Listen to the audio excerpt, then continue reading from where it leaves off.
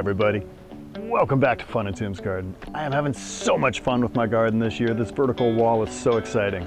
Now in the last episode, I talked about some anxieties I had. If it falls this way, if it falls over, a little scary. All that said, there was one anxiety I did not mention. This is critter prevention. By going up like this, things going over, fruit probably right at eye level, did I create a smorgasbord for the deer? And what about those rabbits? I don't know. I'm a little afraid. I can see them walking right up and just going to town on my squash, my peas, and my beans. It's not good. All that said, this is what I'm doing this year to try to prevent them. I am using two products. One is the standard liquid fence. I spray everything with it. It's a little expensive, but that's not the end of the world when you consider it's saving your garden. The other product I'm using is Repels All. This, you sprinkle a perimeter around your garden.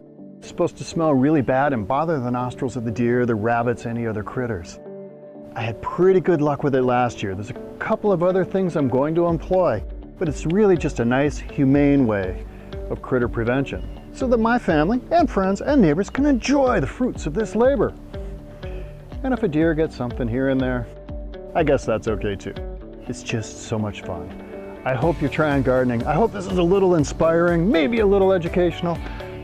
It's just so much fun. Hope you're having a great summer. Thank you for watching. And please remember to subscribe. There should be a button down there. Take care, man. Bye-bye.